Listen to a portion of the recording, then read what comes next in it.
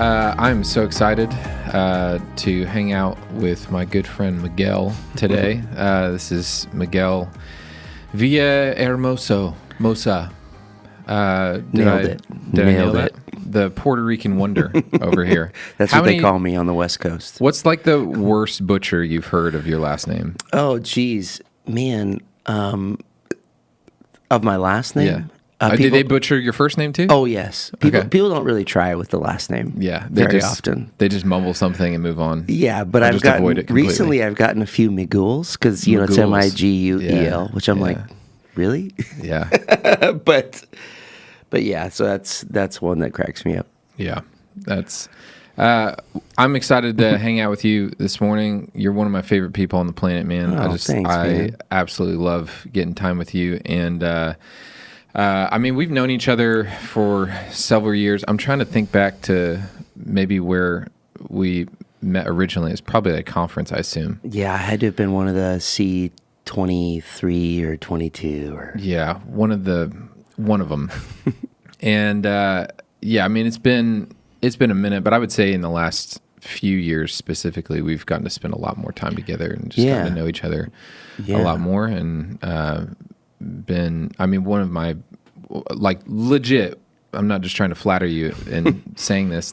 One of the things I look forward to most about some of the conferences we do is just like getting to hang out with you, man. Oh, man, I feel the same. I've really, really loved just seeing, getting to know you, the friendship and just connection that we've made over the years has been really good for my own soul. And so super life-giving for me too. Man, just, have a lot of love and respect for you and just looking forward to people getting a little bit of a deeper dive into who you are. And there's a lot of layers to you. You're a worship leader, which is why we first connected.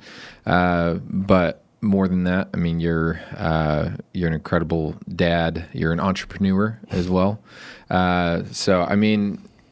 What would you want people to know about you as you're kind of being introduced, maybe in any or all of those categories? Man, that's a tough one. I think, what do you want to be known for? I was reflecting on that question the other day, and I think being a dad is probably the biggest thing. It's a big one. Yeah, like wanting my kids to feel loved and I think that's and then being a worshiper, being a dad, being a worshiper, being a faithful member of the community. Yeah, I think the other stuff's cool, but the legacy that I want to leave is. There's the second verse there's a song, "No One Ever Cared for Me Like Jesus." And the second verse goes, "May my children tell their children, may this be their memory, that all my treasure was in heaven, and you meant everything to me," talking about Jesus. Yeah. I think for me, that's the biggest thing, that my children, as adults feel loved, feel like I was really, really there for them and taught them. And then that, just God's presence is the biggest rule for life. Yeah. Yeah. Absolutely. And you're located up in Tacoma, Washington? Yeah, man. I got to know Bo and Alexis a number of years ago. Yep. I was planted a church in Tacoma in 2010. And Bo and I kind of got to know each other around that time and spent more and more time together over the years following. And then in 2019, I came to NCC and became a part of the congregation, eventually joined the church, and then started helping out with worship, I want to say, in 2021. And have been just a part of that family and never. So I tell all my friends, Confluence is the biggest church network that you've never heard of. And so I came out of some kind of crazy big church experiences and had my feelings really hurt at one point in my life, and so I was super suspicious coming in. And so I started traveling around to the different churches just to see what it felt like and what the extended family felt like. And I was reflecting with John and Linda just a few days ago, actually, and we were celebrating NCC's 20th birthday as a church recently. We had a big weekend. It was awesome. And just reflecting on how grateful I feel to have been grafted into the Confluence family. Yeah. There's a guy up there, Wes Swarthout. Do you know him? Yeah. I call him Wesley James Swartooth. Little shout out. Changed his name. Like a couple years ago, I was saying, you should think about this, and you should think about, and he like stopped me and he said, "It's us, brother." Yeah. And so I really do feel like in us now. Yeah. So this is my family. This is my church family. It's where I plan on serving. So you've been there since 2010? Is that what you said? In Tacoma, Tacoma. Yeah, in Tacoma, okay. I've been in ministry for a long time. Yeah. Been leading worship for a long time. And then Bo and Alexis and I have known each other for a while. Yeah. But in earnest, a part of the Confluence Church family since like 2019. 2019? Yeah. It's great. Yeah. Well, you are definitely a part of the we, man. You, it's been great. Your presence and your influence and your leadership, on our conferences. You're actually getting ready to help lead worship at our Together pumped. Conference here in the Midwest. I'm so pumped. We greeted you with 90-degree heat and humidity as you touched down, coming from, I think it was closer to 60 degrees up in Washington. So headed to Warrensburg. Warrensburg, yes, the paradise of Warrensburg. The paradise of the Missouri. Midwest is the tag of the city's tag. Yeah.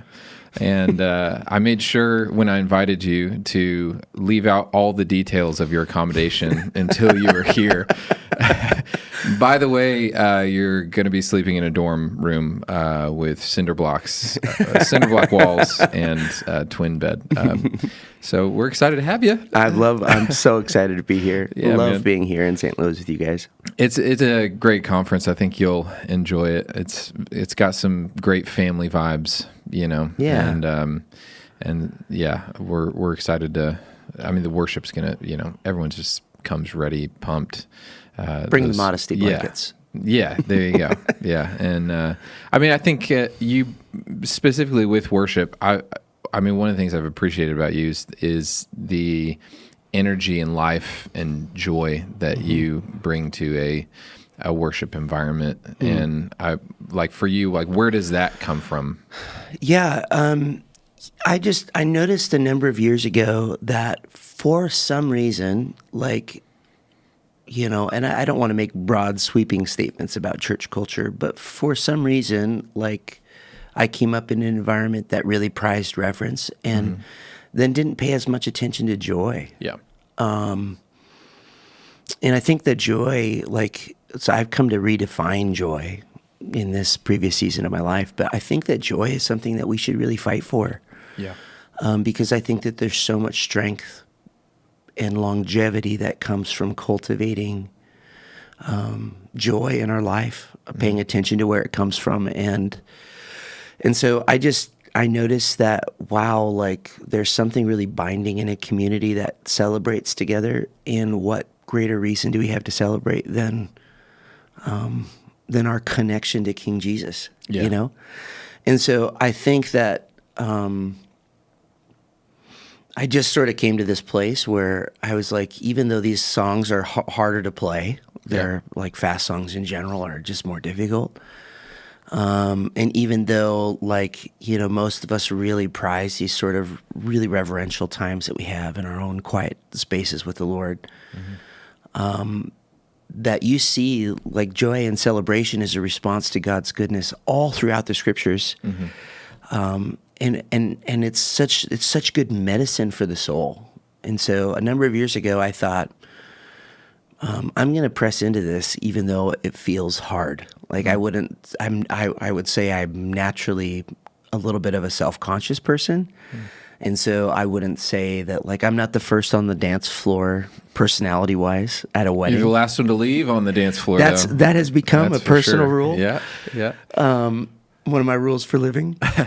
And so I think that when you find things in the Christian faith or in the Bible that make you feel uncomfortable, it's important to ask yourself why that is and maybe what God has for you in that. So for me, like dancing, it didn't come naturally for a really, really long time. But I just see it as such a clearly biblical response to God's goodness. And so I decided I'm not going to let insecurity get the best of me. I'm going to press into this. And I've just seen so much breakthrough in my own life and so much solidarity come from it. And then celebrating in community and worship, I've seen a lot of people, really get a lot of freedom as they realize that this connection to Jesus is worth celebrating. And when we celebrate, what we celebrate tends to grow stronger. There was this old pastor, I remember, I don't remember, I was a kid going to church, and he had this kind of creaky voice, and he would say, things you appreciate tend to get better, and things you depreciate tend to get worse. And I think that there's some really solid truth to that. I think when we celebrate, like, something blooms inside of us and this connection we have to God, either we become more aware of it or it becomes bigger and kind of in our perspective. I think it's pretty key. I think it's key for churches to be full of joy, for people to be full of joy. Otherwise, I just don't know how you weather tough times. I don't know how you endure without joy and celebration. And so to me, the fastest connection, the strongest connection to that is in worship. Yeah. What impact have you seen on your local churches? You've kind of leaned into that, as you've led into that, as you've modeled that. Do you see an impact as you're doing that from this? I mean, you do that on stage, but you also do that off stage. Yeah. That's one of the things I appreciate is the authenticity of what you're talking about. Like you're fighting for that in your personal life, not just some outward display of it. But maybe, have you seen an impact, from a congregation's perspective? Do people follow you into that space? They do. They do. It's kind of like there's something inside of us that I think really yearns to celebrate.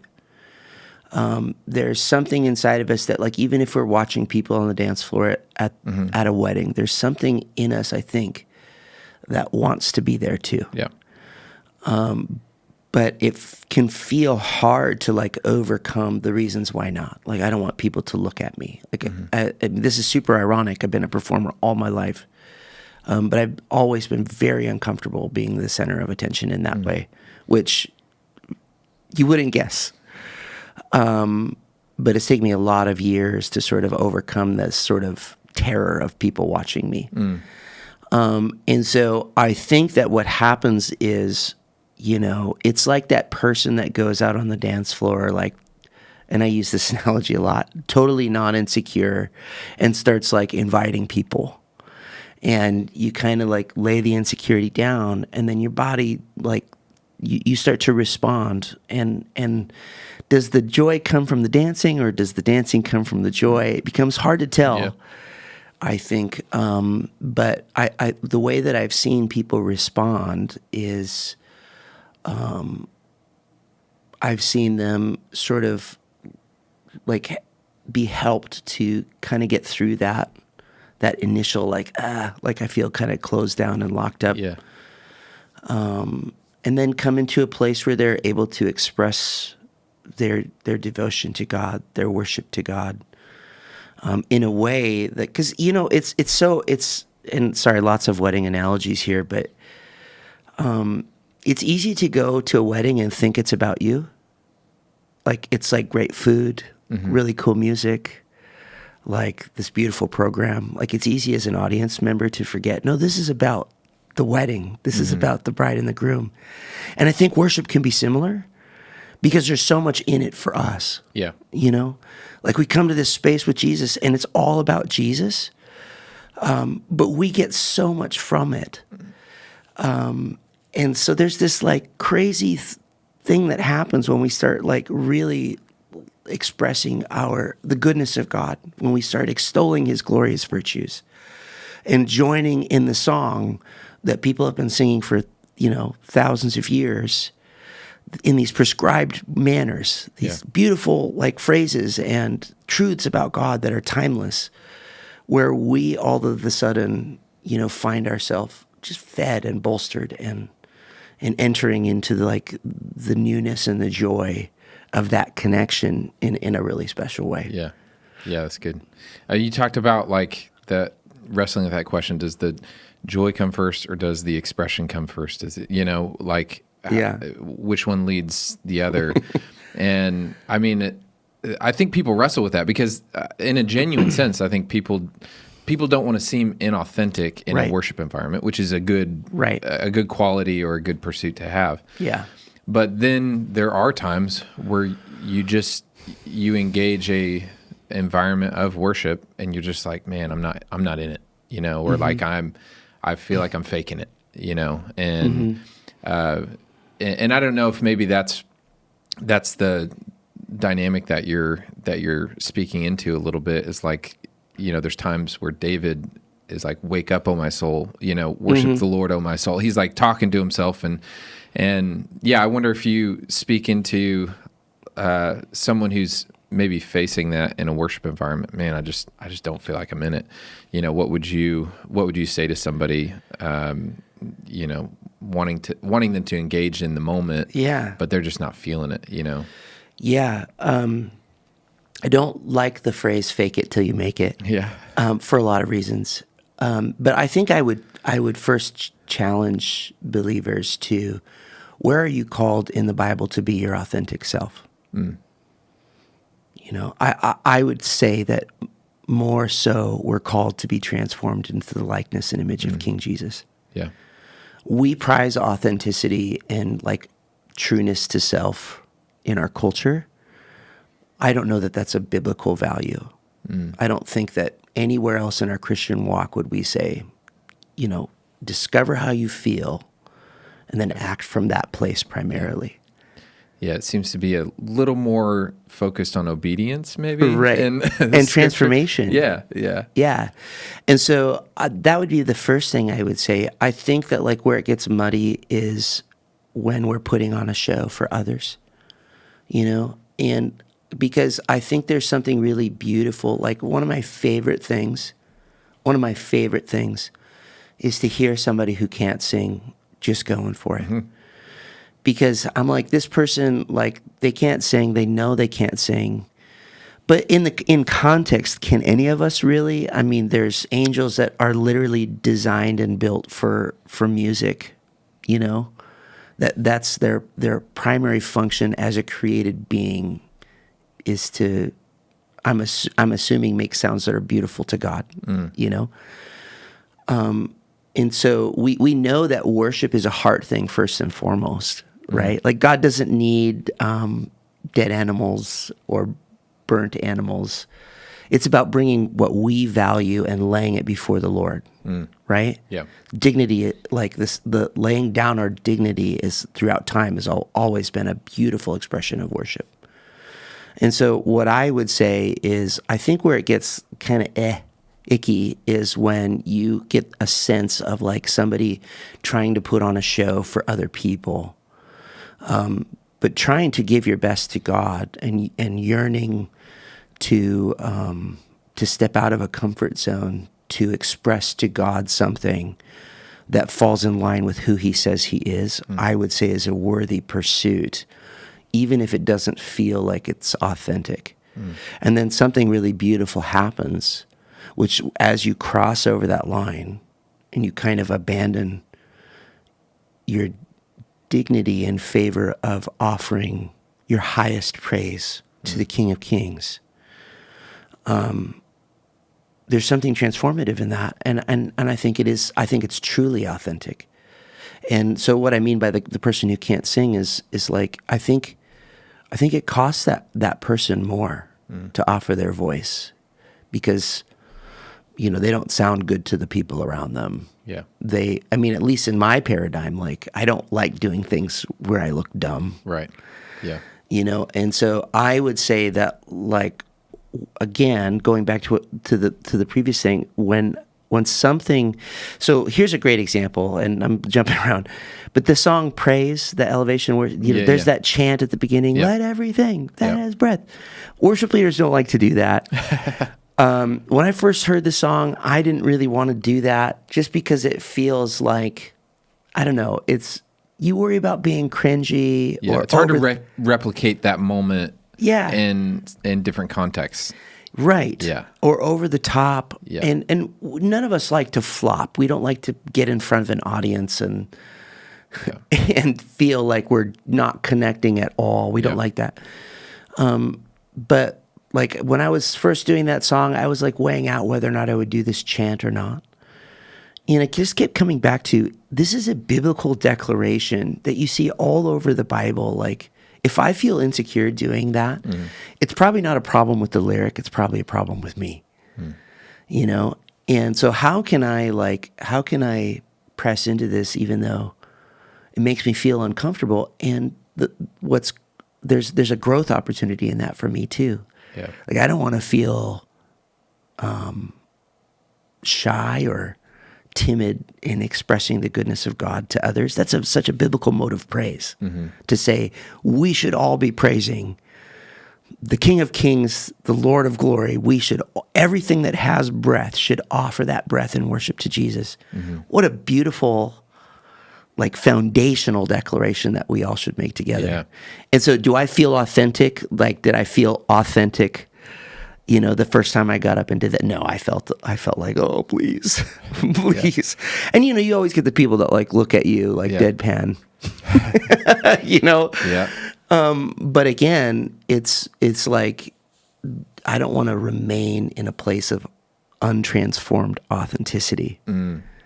I want to move into the transformation and the invitation that Jesus is offering me to be more in line with who he's called me to be and with his heart. Yeah, that's good. It sounds like what you're highlighting is the formation that's actually happening behind the decisions that we make in worship context, which I think is really profound when you start analyzing and framing it that way. Because what I hear you saying is, like, if we make the decision to refrain from a biblical expression of worship, what we're saying actually is the formation that's happening is forming myself more to myself. You know, the authentic self. That's a good way you know, of putting whatever it.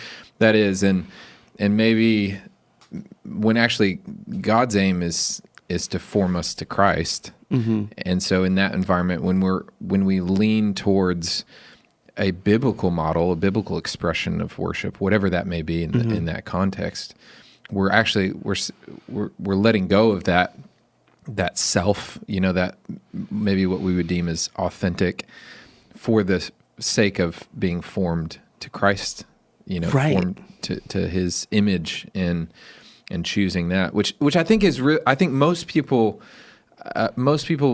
do not walk into a congregational environment thinking about how their decisions are forming them, which I think is really important. What you're highlighting is, like, those little things matter, you know, like the choice of participation matters, you know, and the choice of expression, like, matters in those moments, is what I kind of hear you saying in that sense. Well, we have all these words for praise in the Old Testament, and I mean, if you look at all of them, they're pretty robust. Marching, clapping, shouting, dancing, marching together, blowing horns, banging trumpets, or hopefully you're not banging your trumpets, banging drums and cymbals. We have these things that are like that, where we would look at that and we would go, wow, like, we don't see a lot of that in our worship services. And I think that, like, if we're not careful, we can kind of couch and camouflage our preferences in bad theology, rather than bending our preference into the very prescriptive lane that we have of what biblical worship looks like, we can take theology and try to like twist it to camouflage our preference. Yeah. And I think we have to be really careful on that ground because we're missing something. Yeah. Yeah. And I think I've probably even fallen prey to this to some degree, because I think sometimes you can use certain scriptures to kind of justify your own behavior in these contexts where it's like, well, it's, the church is a body made up of all these different parts, and we all play a unique role. So if Miguel can handle the expressive part of worship, the joy part of worship, like I'll handle the more reverent side of worship, and together we'll balance out and make a maybe fuller picture of what expressive worship is meant to be like. But I don't know that that's the application for that type of text. You know what I'm saying? Yeah. It's like there's still a call for us, no matter what our personality is, no matter what our quote unquote gifting is or design, to engage with God in expressions of worship. There's no qualifying factor for clap your hands. I think Psalm 47. Clap your hands. I'm not a clapper. Okay. Yeah. I'm not really into the clapping thing. Singing. Singing. I'm not really a singer. You gave the exact example of singing earlier. Yeah. It's like, I'm not a singer. I don't sound good singing. Well, there's no qualifying factor for that in the scriptures. Like, sing to the Lord, all the earth, Shout bless his name, Lord. shout to the Lord. Like all these, there are, and then you tack onto that the more reverent expressions of, bowing and this sense of, like even at times describing like laying prostrate on the floor, in reverence for God's holiness, and all these expressions that we can all often feel uncomfortable with, or feel like the only way that I would really get there is if the worship's good enough to kind of make my emotions draw it out of me, and I don't know how you would maybe speak into the thought of like, even that aspect of like, is our job as worship leaders to just like kind of hit the emotional button strong enough in order to like pull people into a response, or like, how do you navigate that space? Well, geez, I mean, and you framed that really well. I think that I think every part of us, God has designed to connect with him, Yeah. And so I think our emotions, they're designed to connect us to God. They really are. And so some people mistrust emotions because they have led them into places that are ungodly. But when our emotions lead us into places that are godly, they can be trusted and they should be fully embraced. That's good. Yeah. And so when my emotions are leading me into connectedness and reverence for King Jesus, like that's when they are doing the job that God designed them to do, And so I think they're so powerful in that way, and for that reason, and so God-given and delightful, When our emotions lead us away from God, then they should not be trusted, and that's why the knowledge and the emotions kind of line up. I think that, again, it's like the presence of God is what we have that is so precious and valuable. Yeah. And any way that we can celebrate, engage, connect, we should do that like with everything that we can bring to bear. Yeah. Yeah, absolutely. And so, does that answer the question? Yeah. No, that's really good. Just like framing the intent for the emotions that we're given is always to draw us to God, and when they're doing that, it's give them the reins. Let that horse run, baby. When they're not, when they're leading you away from Christ, or away from obedience, or away from anything that God would be instructing us to, then it's like you need to adjust the. Have you ever read Psalm 1? Blessed is the man who does not walk in the way of the wicked, or stand in the way of sinners, or sit in the seat of mockers. Yep. But his delight is in the law of the Lord. Mm-hmm. Have you ever read that and gone, man, that's kind of wild? Like to be delighted in a rule set. Mm-hmm.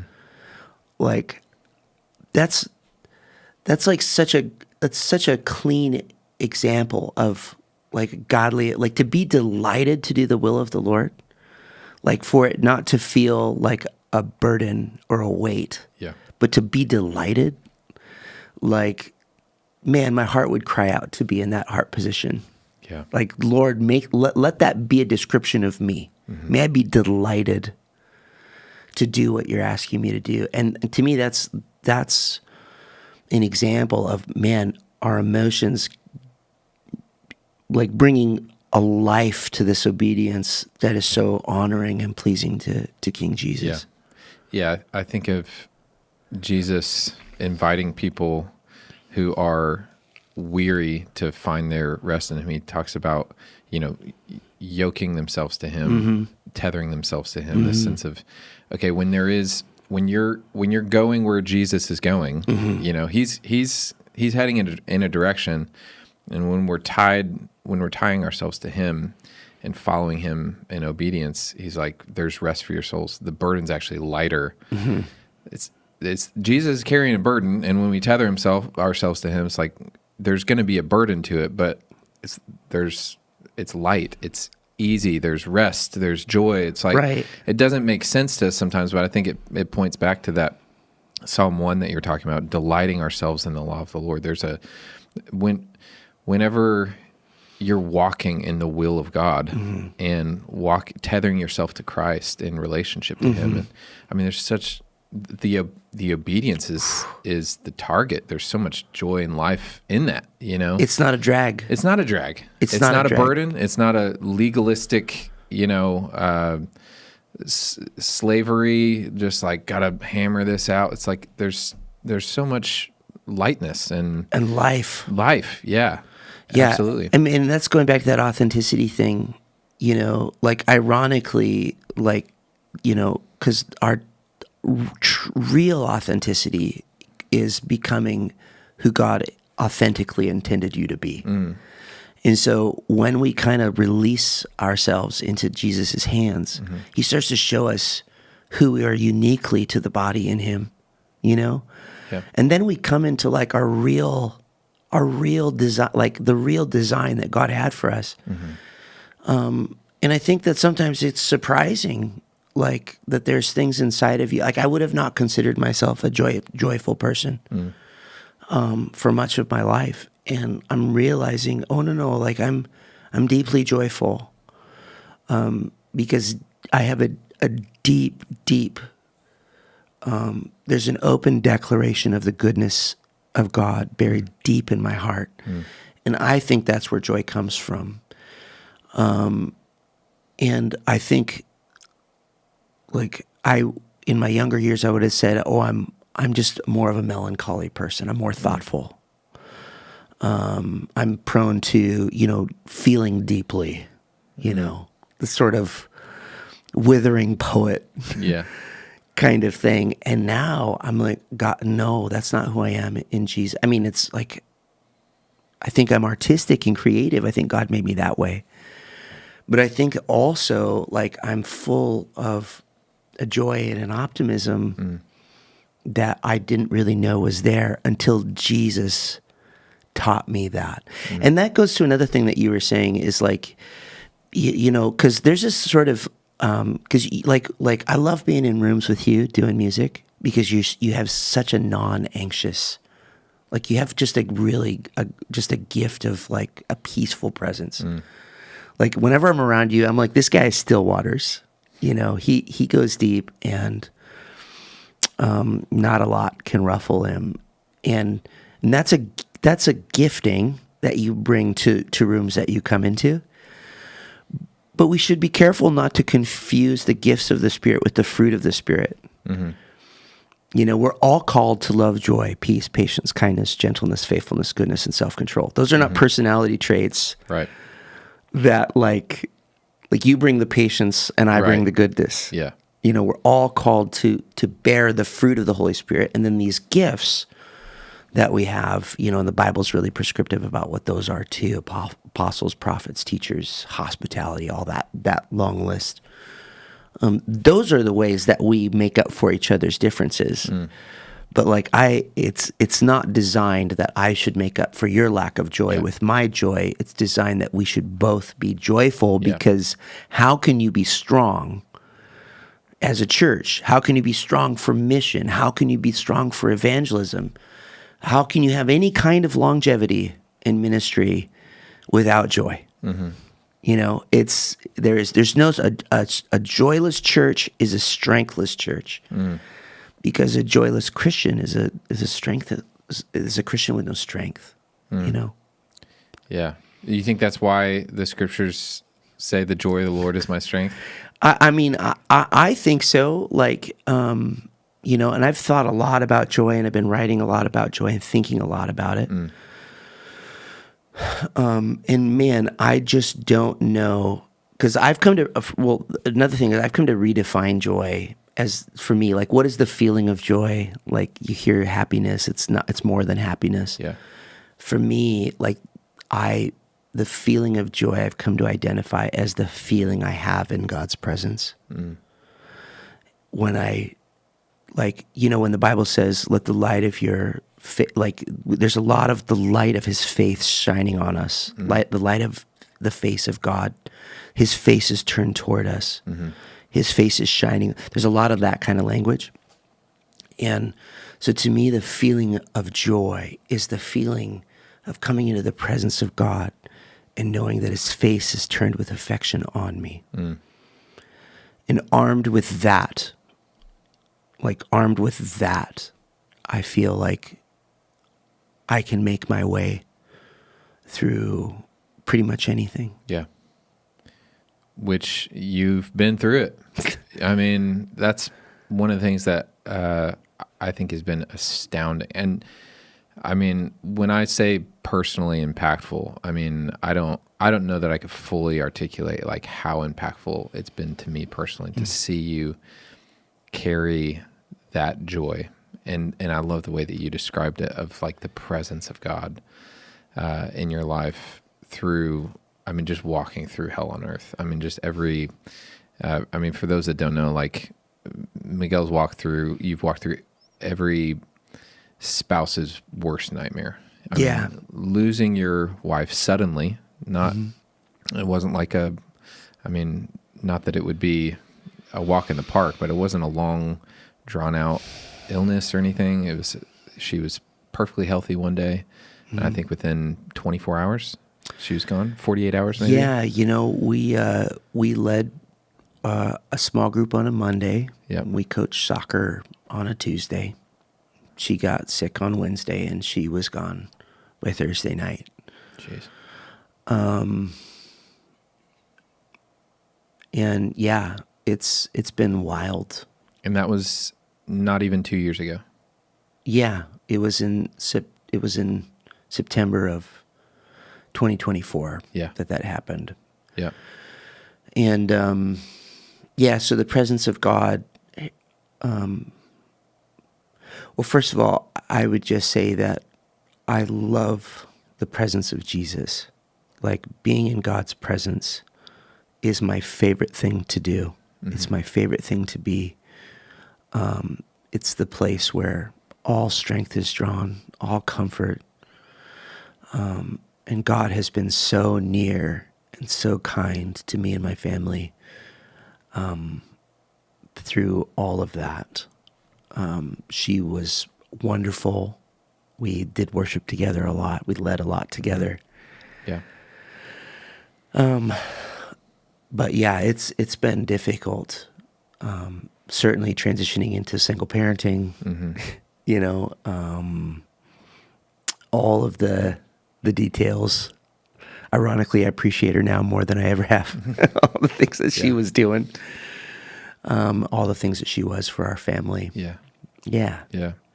So, I mean, how has your understanding of joy changed through that season?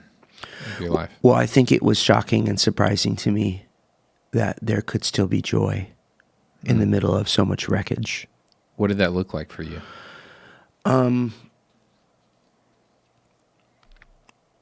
I think for me, it looked like, it's like a bomb goes off in your life, and then there's just a bunch of rubble. And then in the rubble, I found a hard place, a standing place, a foundation. Just a deep, deep, deep conviction of the goodness of God. And so for me, and this is not everybody's journey, but for me, I didn't spend a lot of time questioning God's goodness or whether he had abandoned me or my family. Those questions were far more settled for me than I realized. Instead, I just felt like in the rubble that I found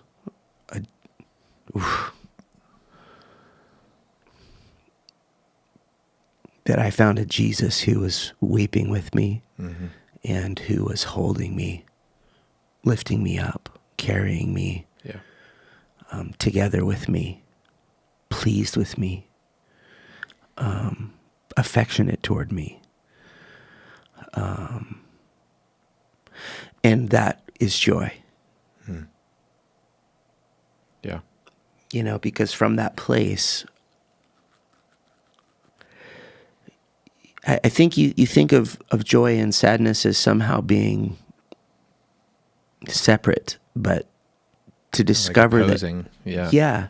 Like you can't feel both at the same time. And thank God that that's not true. You know, thank God that I can weep in a moment of distress and still be fully convinced of the goodness of God. You know, because, I mean, weeping comes for a night, joy comes in the morning, the scripture tells us.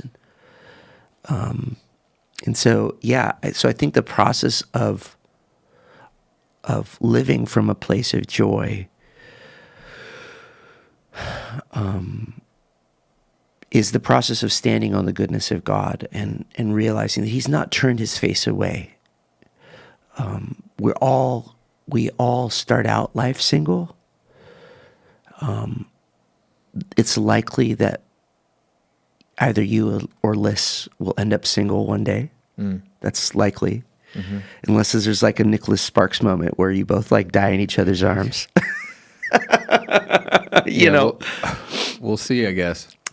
But all that to say is that like we are invited into the loving arms of Jesus and to be connected to him at all times, in all spaces, regardless of circumstances. And so for me, that's been huge.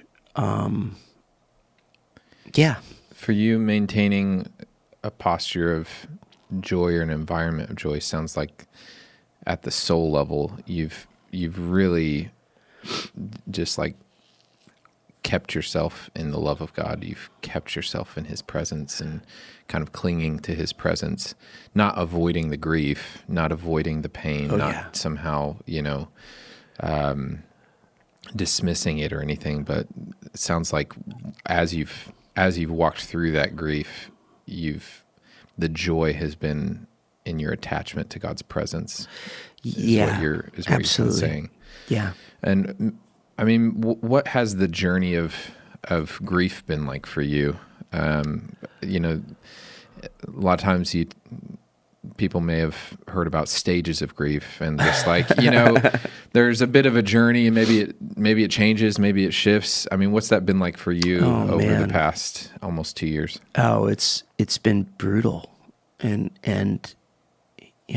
I wouldn't wish this situation on my worst enemy.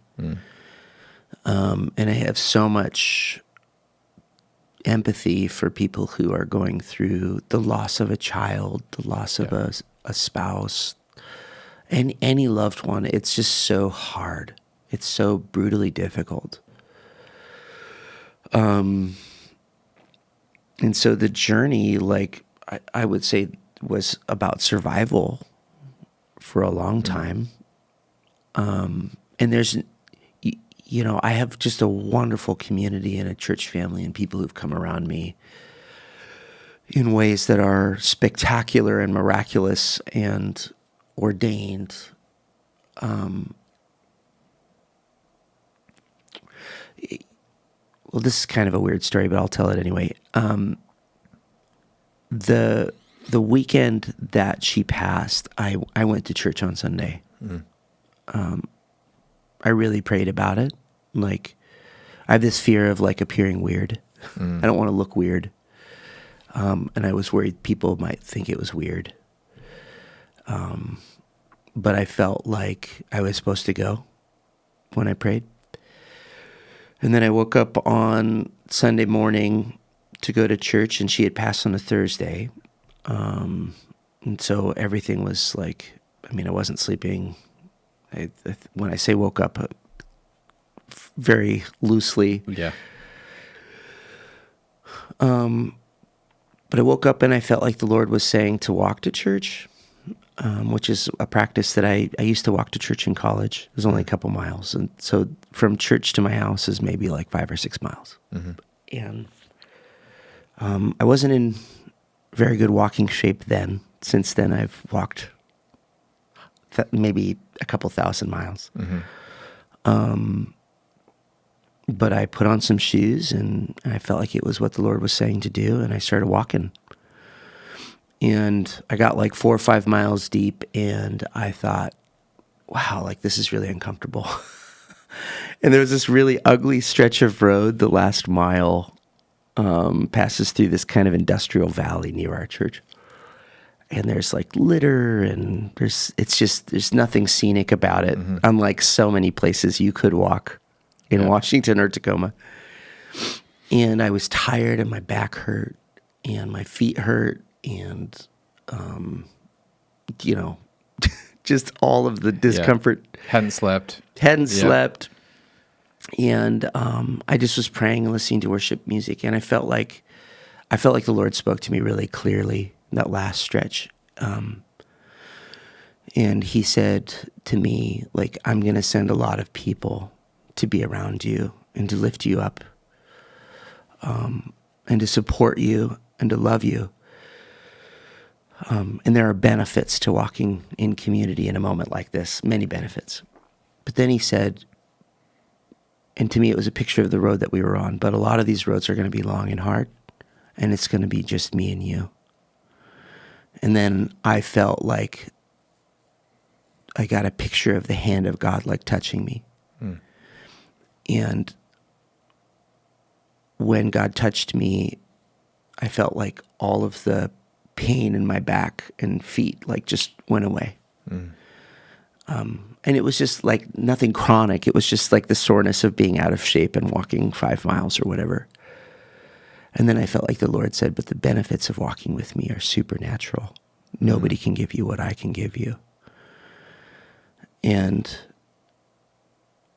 that has been so true.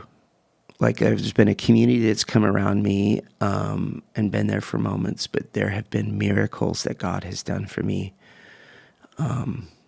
in ways that changed things foundationally and gave me the ability to continue forward. Yeah. And that's grief. Yeah. Like we have people who will come around us and they'll give us what humans can give us. Hopefully we have that, right? Hopefully that's something that God has given us and that we have partnered with him to cultivate in our lives. Church is huge. It's just so important. But a lot of those roads are just you and God. But the benefits of walking with Jesus, the benefits of walking with the Holy Spirit are supernatural and divine, and he has given me what no person could give me. Yeah. I remember hanging out with you. I think it was the fall of that year. We had a songwriting Yeah, I needed to get out of Dodge. We had a songwriting camp scheduled, and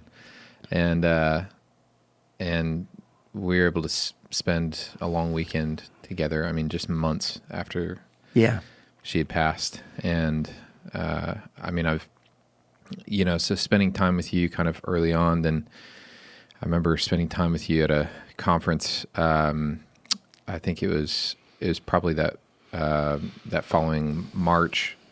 I think we spent some time together. We've hung out kind of near the year mark, I think, of her passing, and now we're, would that be 20 months or so since? And I mean, you've hit different stages and different ups, different downs, through the journey. Like, how are you doing right now with it all? I described this to somebody the other day. Do you remember when you had your first kid? You remember when? Barely, but yeah. I know it. I mean, it's so long ago. 14 years ago.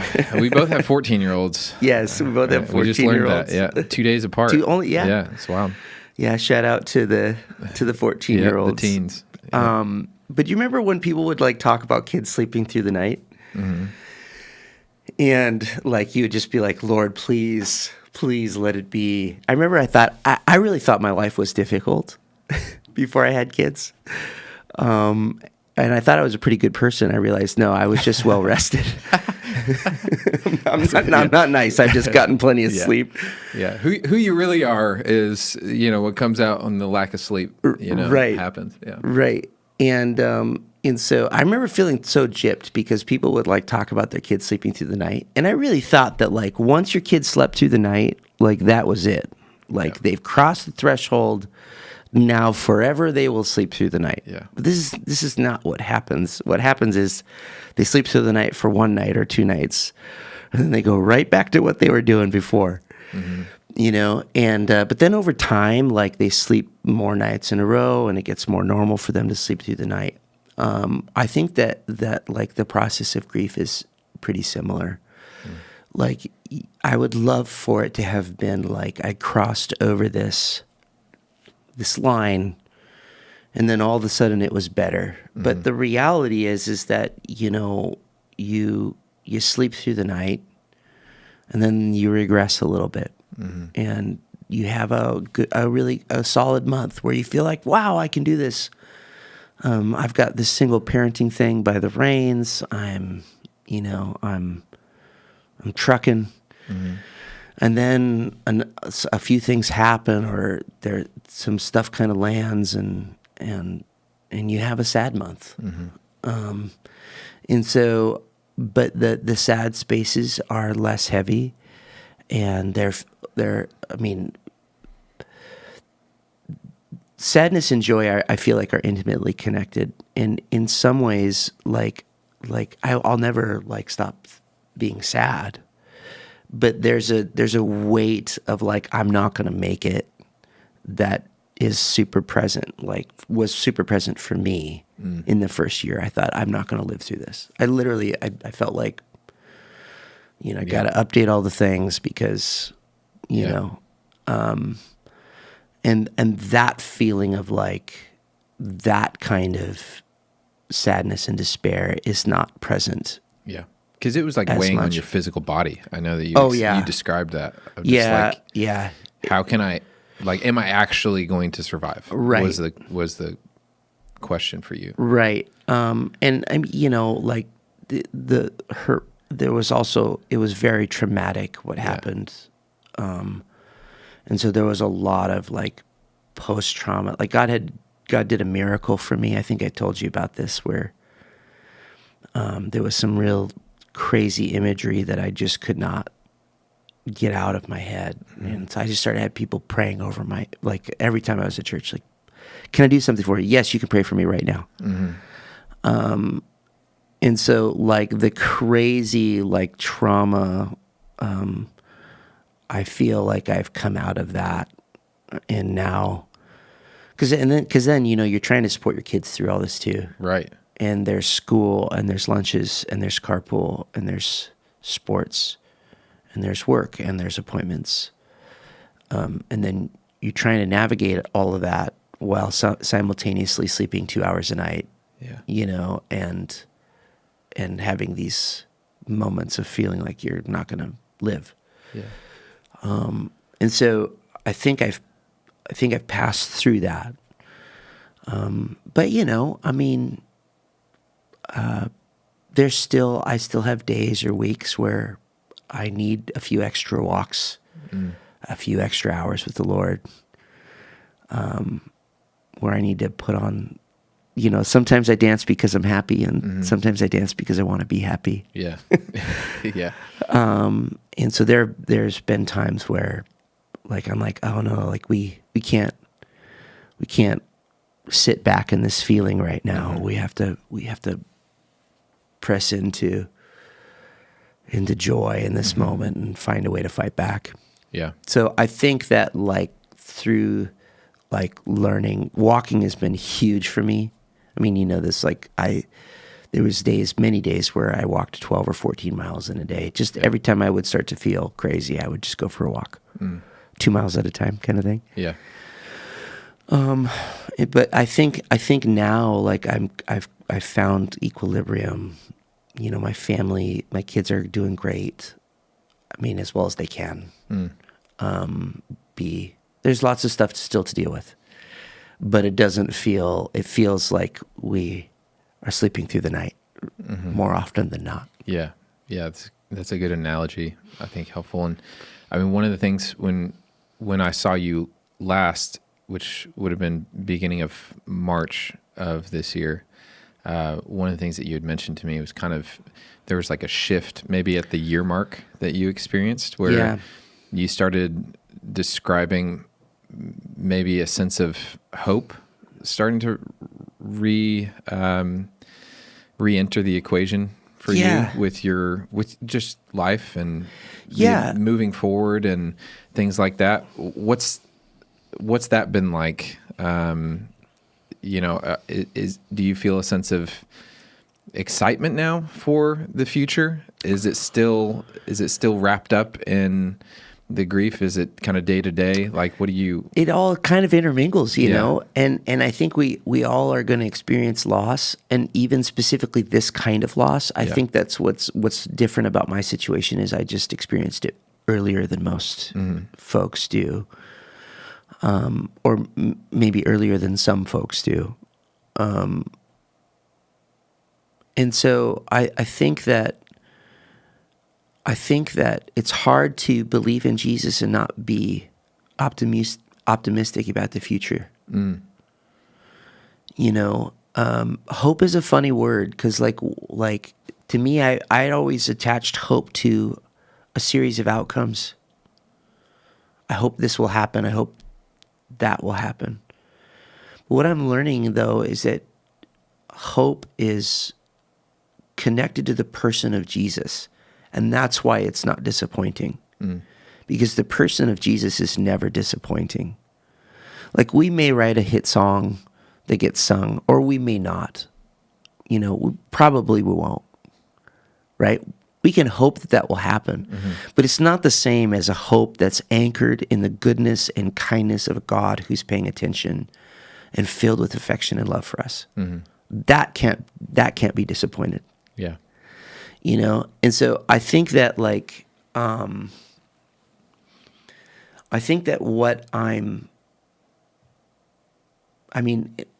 there's also like head knowledge and heart knowledge, like, something's true, but sometimes it's hard to feel, it's hard to live in an emotional place out of that reality that is true. Yeah.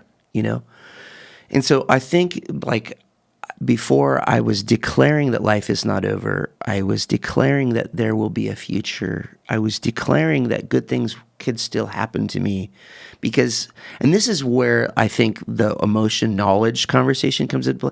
Sometimes we have to talk to ourselves and remind ourselves of these things that we know to be true, even though we don't feel them in a moment. And so I think that, like, I'm beginning to believe all of that, like, from a heart place too, not just something I declare from a place of truth, like standing on the truth of God's word, but also like my emotions are starting to, like, I'm starting to feel like like, oh, there's still things for me to do. Life is not over. Like God has still big plans. And even in the midst of the suffering, he's like at Sarah's service, like people were saved and baptized on the backside of that. People's lives were changed. Yeah. And going, oh, like there's meaning. There's meaning. Jesus is like we live in this broken paradigm that God is repairing. And there's glory coming to the kingdom of God and attention being drawn to the goodness of King Jesus through this painful suffering and through this difficult circumstance. And there is a celebration that we can link to the future of what we know he will continue to do. And I can celebrate now as a down payment, even though it hasn't all manifested yet, you know? Yeah. And so that's a really long-winded and esoteric way of answering the question, but I think that for all of us who feel like life is over because we've experienced a tragedy or because we've lost a job or we've lost a relationship or maybe we think that we're too old, like the gospel is good news because it's for everybody right now in this moment with no waiting. Yeah. In the gospel, the good news is that like there's always meaning and purpose. There's always good things coming for a person who's attached to Jesus. Absolutely. Yeah. Yeah, that's so good. One of the things I think you mentioned to me last time we were hanging out was like, man, you never thought that you would ever be engaging the topic of like dating as a 45-year-old. No. You know, and like you just have this trajectory of your life, you know, and this obviously didn't fit the expectation or the equation. I mean, are you sensing more of an openness towards the dating world right now? Yeah, I mean, what's that been like? Yeah, so I think it's because I was in a wonderful relationship in a beautiful marriage, and it was truly a partnership, and it was, you know, it's like when the Bible said one person can put 1,000 to flight, but two can put 10,000. It's not 2,000. Yeah, there's like this sort of there's like a multiplication effect. Yeah, and so I think that like how lovely and beautiful my marriage was, inspires me to think maybe it could be that way again.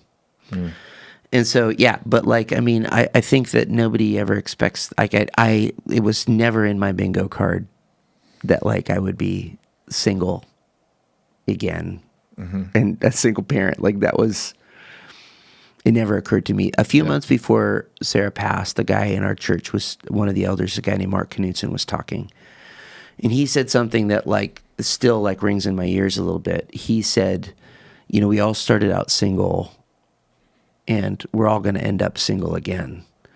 And I was like, whoa, you don't think of that as a single person. You don't go, oh, I'm going to be married for a while and then I'm going to be maybe single again, but it happens. And so I think that, you know, I mean, I feel like a junior hire at a middle school dance, like looking over at the wall, like, maybe if I could work up some courage, I could ask somebody to dance, kind of thing. But there's been a lot of opportunities for growth in it. I'm learning some things about myself, and God is using this kind of new awkwardness and discomfort to teach me some things. What are you learning in this phase? Oh, geez. I mean, having probably never thought you'd have to dig into this topic, now wrestling with it, like what are you learning about dating, specifically dating as a Christian man, dating as a single father. Yeah. You know, oh, man. Dating within a church environment, like all these. So you got a 5-hour podcast incoming. Yeah. I think that there's a lot. Like the one thing is that I feel like a call to righteousness. Yeah, that's good. Well, I mean, like I knew it was important when I was a kid, but I feel like that the delighting in the law of the Lord. Yeah, you know what I mean? Like I feel like the presence of God, and it's just so precious to me. I think I feel like I wonder why I feel insecure about it. Like, why is it hard to, be out there with your emotions or be bold? Why is that difficult? I don't know. And so these questions are, I don't know. They're just kind of, I'm rediscovering some of the awkwardness of my early 20s and maybe being ministered to it in that way. Yeah. As well. And also just seeing dating differently. I think before, like, dating was always just a means to become married when I was young. And now I'm like, oh, like, no, I can glorify God through this process. I can learn things about myself. I can enjoy people, in a very godly and affectionate way. And so, yeah, I have a lot of feelings on this topic. I look at Are you not putting that pressure on yourself when it comes to the dating world of like only vetting for marriage? Like what is it for you? Well, if it's not that. I mean, well, first of all, I think it's unkind to run every person you meet through a matrix of like, will you like? Do you meet my criteria? Do you meet my criteria? Yeah. And I think also like, I think that like God could speak something to me about a person that maybe I'm not gonna marry, but maybe we have coffee and I can be encouraging, or I can point somebody to Jesus. Obviously, I'm not advocating like sort of ministry dating or missionary dating. But what I think is that I think I've masked a lot of insecurity with sort of these platitudes about dating and what it should look like in previous, single times of my life. And I think now I'm just kind of realizing, oh no, I'm kind of just sometimes a little scared. Which, wow, this is vulnerable. Like, this is going to be out there. But I think, I think anytime you engage in something that is new, it makes you feel like self-conscious, or I think there's an opportunity in there to be bolstered and ministered to by God. And so I'm just learning some things about myself. I'm learning that like there's a couple of ways where I could grow, where I could be more like Jesus, less afraid, that whole thing. And so I also too, I'm learning that, it's kind of I think for a lot of singles, like obviously marriage is pretty top of mind, what relationships look like. And then single parents, like I'm also like now really, really conscious in a way of like, what we just did Mother's Day. And I'm like, man, what are single moms feeling like today? Because, like kids aren't great at showing their love and appreciation to their parents, And so like for the single mom who doesn't, have somebody kind of celebrating her, like, what is that? Or the single dad in this case. And so I think it's just kind of reawakening some empathy for folks as I kind of walk through some things that other people are experiencing as well. And then I just have such a desire to do it well. I have such a desire to be a blessing to my community. As a leader in church, it's also a little awkward too. Like it feels a little scary to me.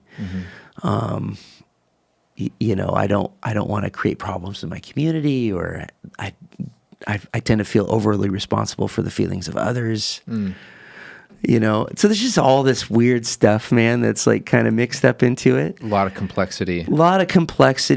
And so, I'm giving it, I'm trying to just be thoughtful and prayerful about how it all looks. But, you know, again, I don't think anybody has on their bingo card like, oh, my wife's something's gonna happen and I'm gonna have to figure out what life looks like alone. Yeah. Or not alone, but out of a married relationship. Yeah. Is there things that you wish were different about the dating world right now that you find particularly challenging? Well, I think that there's like what's the opposite of optimism? I can't think of the word. Pessimistic? Yes. I think there's just a big pessimism out there. Like, I think that there's wonderful, wonderful people of God out there. There's wonderful women of God, wonderful men of God. I think younger singles need to get off their butt a little bit and be a little bit bolder about finding them. What would that look like in a world of like digital apps and like, you know, maybe awkward conversations in the lobby of a church building or something like that? You know, what does it look like to be bold, to take initiative? You know, for a young man. For a young man, yeah. Speak to them. They're out there. I'm going to talk to him. I'm going to talk to him. I think that you can go up to somebody and say to them, hey, I think you're beautiful, and I really enjoyed the interactions that we've had. I would love to take you to coffee or dinner. Would you be open to that? You know, I think you can say that. And I don't think most women would be off-put by that.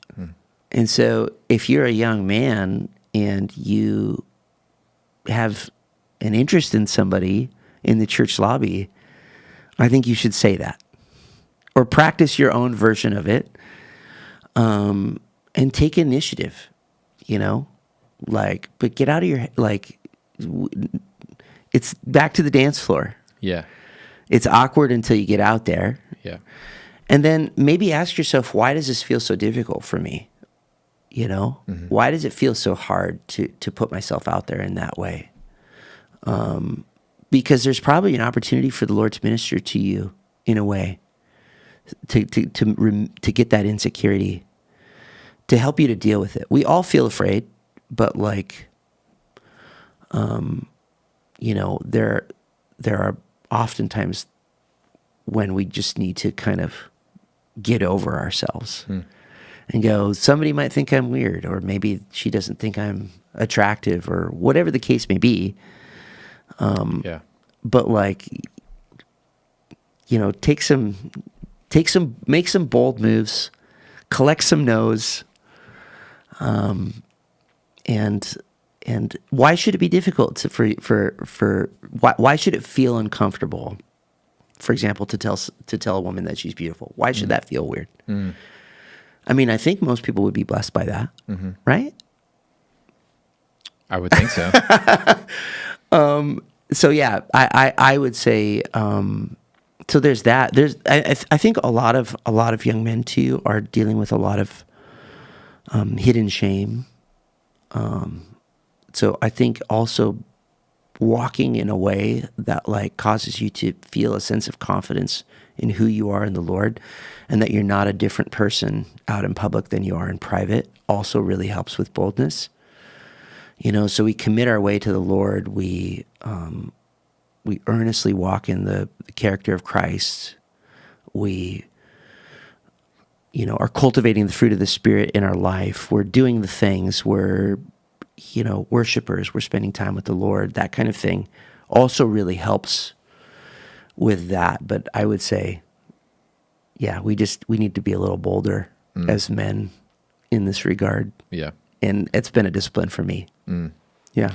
Yeah. I mean, we got single gals on our staff, and there's single gals that are like sisters to me, that are aunties to my kids, you know, and I think the consistent thing that I've heard, at least from our, you know, circle of single gals, is like really wanting that, like wanting men to be more bold, more direct, like not living in this kind of ambiguous sense of like, how does he feel about me? You know, like the really wanting to be like asked, Totally. Not just, hey, I'm gonna DM you and chat about the weather or whatever, but like, yeah, ask me out. I think church culture too can make that decision feel a little bit like scary for a guy too, because I think sometimes like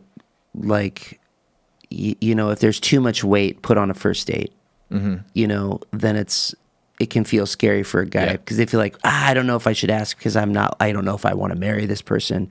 Like, it's dating. Yeah. We have to be able to go out to coffee or for lunch or for dinner a few times, without breaking each other's hearts. We got to be adults, responsible for our own emotions. You know what I mean? Yeah. And so I think that sometimes maybe like for guys, there might be a little bit of a fear of like, there's if it feels too committal when it's just really a coffee or a date. So I think if we could also like take some weight off of that situation, to some degree, and just go, you know what, like I'm gonna ask. We're gonna go out to lunch. We might like it. We might not. Yeah. But let's see if there's anything there kind of mentality rather than, because that's not how Sarah and I met. Like Sarah, like this is the person I'm going to be with. Do you want to go out with me? Yeah. And it's, and God worked it out and he works that situation out too. But I don't know that that's always the case. And I don't know that like, if I was like now re-entering like singleness, I don't know if that's how it's gonna go. You wouldn't down have that again. same expectation. No, I think God, like God's hand moved. He put, Yeah. So how do you navigate the dynamic of like, okay, you don't want to come into a situation where you have all this pressure of like, is this person, are they meeting the criteria of my spouse? Yeah. And putting that kind of weight on a date or an environment where you're hanging out with somebody that you're interested in. But we're also talking about being bold and like saying what you think about the person. Hey, I think you're really pretty and I love hanging out with you. I'd love to spend some time with you over coffee. How do you balance that dynamic of like not wanting to put too much pressure on it, but also like wanting to be bold about how you feel in that moment about the person and your kind of intentions? I mean, I wish I was an expert in this, but I just think that we can enjoy people for who they are, whether or not we could be married to them or not. Like I've found that one thing that I really would not have said in my early 30s is like, like women and men can be friends without being romantically involved. I wouldn't have thought that was really a thing. But what happens is you're married and you have these couple friends and you develop like this really brotherly and sisterly affection for like the spouses of your friends. You like hanging out. Like they're people that you're genuinely interested in, even though there's no romantic attachment there, And so I think it's okay to go, you might just be somebody that I'm really like, that I think is really great. That might be where this ends, is in like a mutual admiration, from a distance or whatever. But it might be more. And so I think it's okay that all of it's on the table. Like, obviously you get like 3, 4, 5 dates deep into a situation, like that's different. Like you're communicating something by asking somebody out a 3rd, 4th, 5th time. You're saying I'm interested in you as more than a friend. And by accepting a date, you're kind of saying the same. But I kind of go, man, you should sort of, as a young man, you should sort of, and a young woman, like you should probably be open to going out with pretty much anybody at least once. I mean, there's some obvious exceptions, right? If they're already married, that would be one. There's that. If you feel unsafe, that kind of thing. But I just think it's easy to put a lot of pressure on this whole deal. Yeah. And I don't know how you get good at dating without going on dates. So you would see it as a skill. Oh, 100%. Yeah. I mean, isn't all interpersonal relationship and communication like? I mean, marriage is to some degree a skill. I think navigating that relationship, why wouldn't it be in a dating. You mean you weren't just like flawlessly, perfectly perfect for each other? I mean, most people aren't. Liz had her issues. Yeah. We worked it out though on her end. She'll be happy to know. Yeah. I love you, babe. I'm joking. Yeah. But yeah, I mean, it's like, friendship is a skill. Like conversation is a skill. Like I mean, geez, if you ever talk to somebody, I feel like I can carry a conversation. I can carry that thing up the mountain. But man, sometimes you're talking to somebody and it's like you keep asking questions. You're putting in 95 and they're putting in 5. If that. Yeah. It's like talking to an 11-year-old. Yeah. How was school? It was good. Yeah. you know? Yeah. So I think that we get better at communicating, and then people are able to see who we are more easily or more quickly. Yeah. And then we can make decisions about what the future looks like. Yeah. But geez, if it's all like, oh, I can't ask this person out because they only hit, 72 of my 83 checklist items. Yeah. Which is honestly how a lot of young Christians, I think, are approaching dating. Yeah. It's like, you were almost there. Man. You missed this one category that, Yeah. It's like, dang. Yeah. If only you were a better singer. Yeah. If only. Yeah. Well, how about, as we wrap up here, like what, if someone's listening, maybe in the midst of a tragedy, just something that's the bomb's gone off in their life. Yeah. I mean, what would you say to somebody like that? And I would say, first of all, that I'm so deeply sorry. Like really, truly. I think it's so profound that, Jesus knows he's going to raise Lazarus from the dead.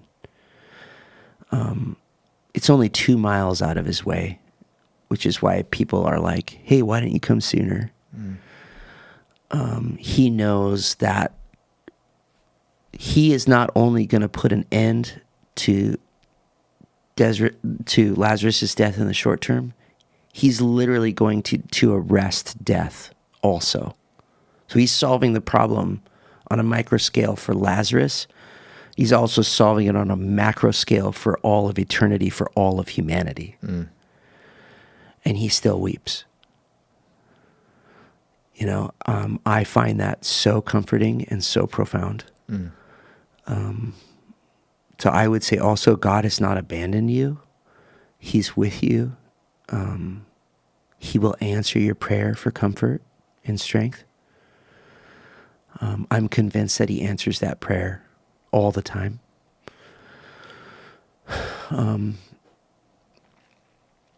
So I would say those things. I'm sorry. God has not left you. He's looking at you. He's paying attention to you. He's drawing near to you. And then I would say, don't push him away. He can handle our why. He can handle our anger. He can handle our moments of deep despair and distress. He's got such broad shoulders. The Holy Spirit is so emotionally intelligent, and so available.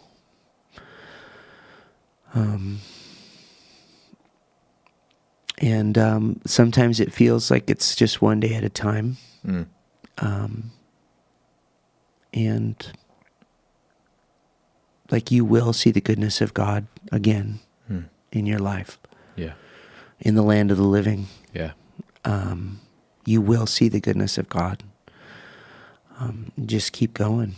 Yeah, that's good. I remember when we were at that songwriting camp out in California, just a few short months after Sarah's passing, we were talking and reflecting on some of that journey for you. And one of the things that there was a phrase that you said that still reverberates in my head on a regular basis. And I think someone had come up to you and said, how can you still trust God through all this? And your response, I don't know if you remember sharing this, but you said your response was, it's really hard to trust somebody that you don't know. Mm-hmm. And there was a sense to where you were pointing at somebody's their struggle to trust God through their own difficult circumstances, as linking that to God's presence, and knowing Him relationally, and just seeing you like cling to that relationship, man, has just been so beautiful and so impactful for me personally. It's like just seeing how the trust in God through the most hellish circumstances has been so strong and maintained because of that relationship that you have developed with Christ over the years, over decades, just like walking with Him and seeing that on display in your life has been one of the most impactful things for me, like to date. I mean, I don't say that lightly. Like, it's been transformative for me to as a friend, just like seeing you walk through this, albeit from a distance. It's not like we live in the same city, but just the impact that has made, and I know not just on me, but on so many people. And I'm sure I'm talked to your leaders, and just the impact that your life has made on so many others, and Sarah's life has made on so many others because of how you've walked with Jesus, man, is I couldn't overestimate, the continued impact that you're making just through that. So just say that, man. Just love you. Have so much love and respect too, man. for you and your family, and man, just so grateful for the friendship, and I know so many more will be impacted just by hearing your story from this. And so, yeah, just appreciate the time taken to unpack some of these things. This is super fun. Yeah. Super fun. Yeah. And just to reiterate, like, the relationships in the family that I feel like I've come into in Confluence, like, is something I've longed for, that frankly I thought would be much easier to find. And so I feel like I feel so grateful to God for bringing me into this family, like getting to know, like you and Liz and all of the leaders. I mean, it's just been, such a huge blessing. God is so kind. Yeah. He's so kind to provide for us in this way. And yeah, I love it, man. Yeah. Love being here. Love you, brother. Love you too, pal. Thanks.